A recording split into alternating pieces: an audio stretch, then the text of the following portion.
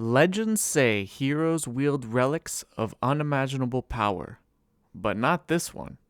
Armed with nothing more than basic steel and humble magical trinkets, we're gonna defy the odds and face Hell's fury head on.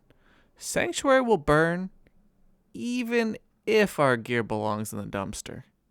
My name is Z, and welcome to the Dark Chronicles of Diablo. In this video, I'm going to be doing a challenge run that was voted on by you guys. I'm going to be wearing only white items and blue jewelry in my gear slots. The rules of the challenge are simple. I have to play in hardcore mode just like every other game. I have to find my own gear or find it in a vendor. I can wear only white items in every item slot except for rings and amulets, which can be blue. I can use charms just like in all my other playthroughs. Now, let's think about choosing a class. The Amazon would be a terrible choice as white-only weapons and shields would leave her pretty vulnerable. She's out. The Sorceress could be decent with her one-handed Sorceress Orb and like a shield, but she's going to struggle with resistances just like most other classes. The Barbarian would be a decent pick, as he can get resistances naturally, but his damage would be really low without proper weapons. The Necromancer could almost AFK through this challenge as a summoner, and would probably be the best choice, but I don't feel like playing a summon Necro.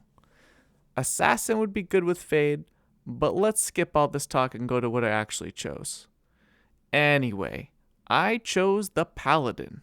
He can gain skills with scepters, and his paladin-only shields can go all the way up to 45 resist all. He has plenty of auras for a variety of builds and is decently tanky.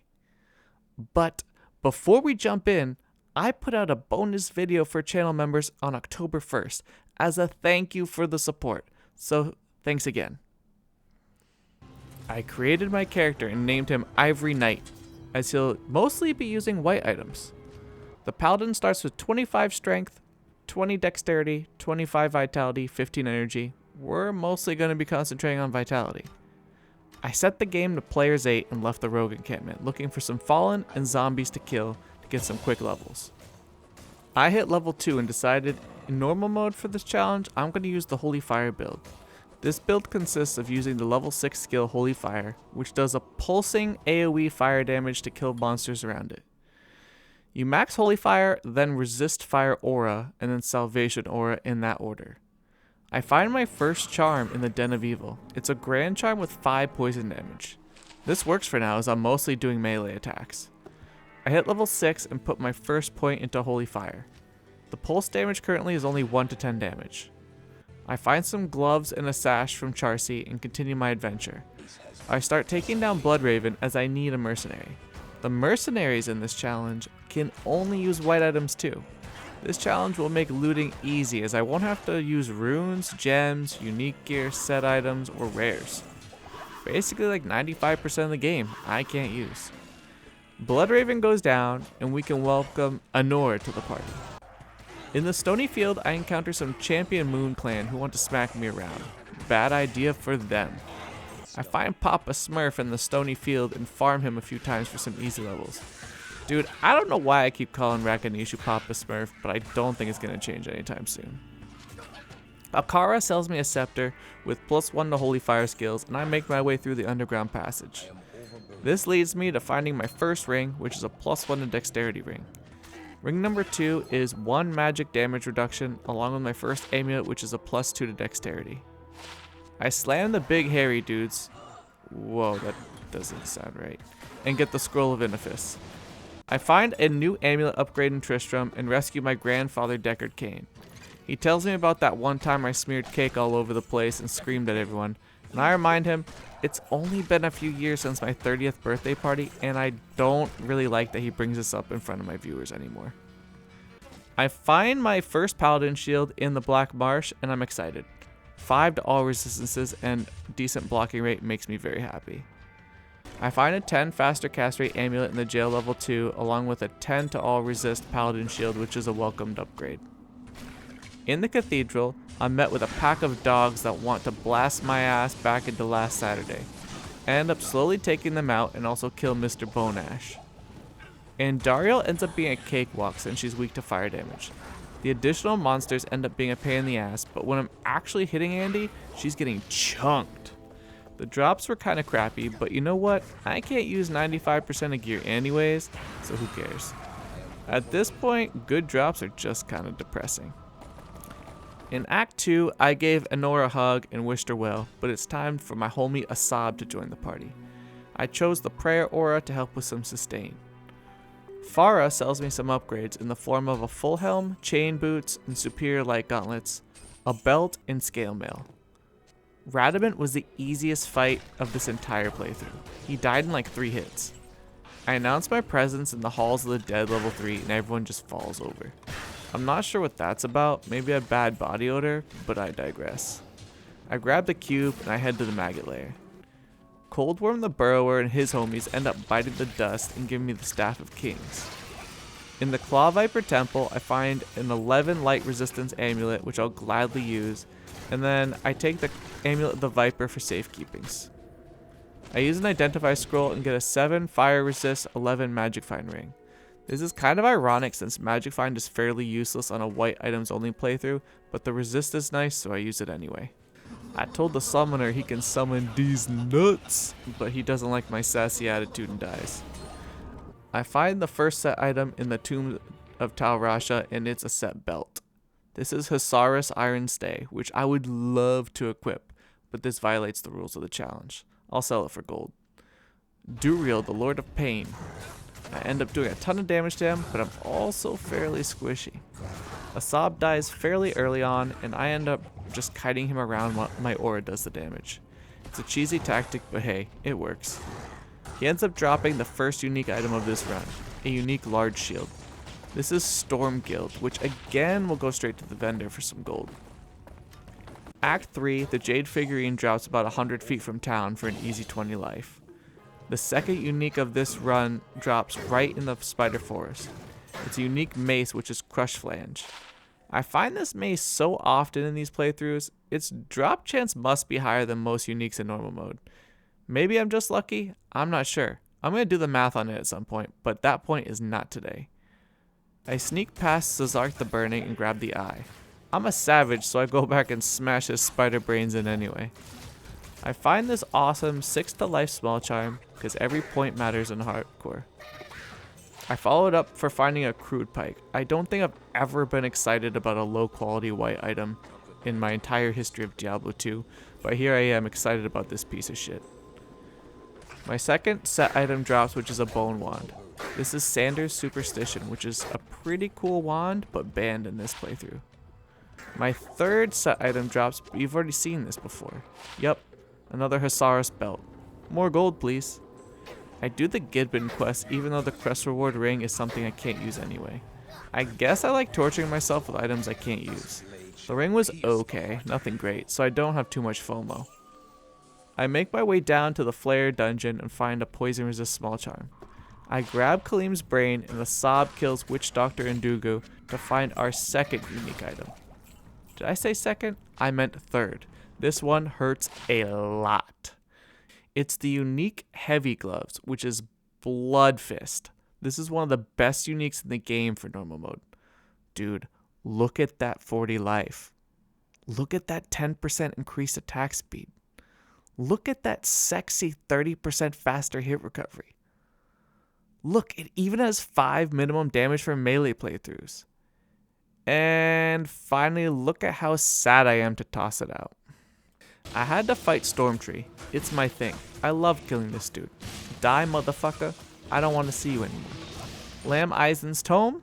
Thanks for the stats, baby. The High Council fight was full of Hydras, per usual. I used my aura, stayed a safe distance away. They all died without too much trouble. I walked into the Durance of Hate level 3, and all of the Bloodlords instantly died from my aura's damage. I'm at a power spike now that I'm doing some solid ass damage. Look at this Mephisto fight, dude. I am chunking him down. And Asab, even without life leech, is surviving this fight because of how fast Mephisto is dying. Nothing great for loot, not that I can use it anyway. Iswal was surrounded by souls and undead knights and venom lords. My aura chipped away at them, and once Iswal was isolated, he went down slow but steady. Dude, normal mode Iswal has so much damn health it's ridiculous. I just don't know why they did that. I enter the Chaos Sanctuary, and at the Infector of Souls seal, I get surrounded and I have to save and exit. Then I join a new game, I have to re-clear the entire Chaos Sanctuary, which really wasn't a problem, and then I fight Diablo himself. The Lord of Terror is a bit spicy. Asab dies fairly quickly and I have to run in circles while my aura is slowly chipping away at Diablo's health. He eventually dies and only really drops a set broadsword, which is Eisenhart's. I make my way up the bloody foothills and I fight Shake the Overseer. This quest is also useless on this challenge run, because if I socket one of my white pieces of gear, it'll turn gray with sockets and I break the rule of the challenge. I kill him anyway because he was in the way, and then I farm Eldritch for several levels like I always do. And then I head into the Crystalline Passage when I run into some champion Snowdrifters, which almost end the challenge run. I survive them, and I continue onwards to the Frozen River. In the Frozen River, I find a unique plate mail, which is something I usually get so excited about. I'm double excited when I see it's ethereal. This is Bone Flesh, which is an amazing armor to give your mercenary. It has attack rating, life leech, open wounds. Dude, I'm like drooling over this for like a few seconds, and then I wipe my tears away with a tissue and I have to move on, dude. Like, I can't believe I found that shit. Anyway, I decimated Frozenstein and his homies to save Anya's ungrateful ass. She always gives a +10 to all resist scroll, which is useful, and then some random rare paladin shield, which is useless for this challenge run. Atop Mount Ariat, I find the Ancients. This fight was pretty easy as Modok died ridiculously fast.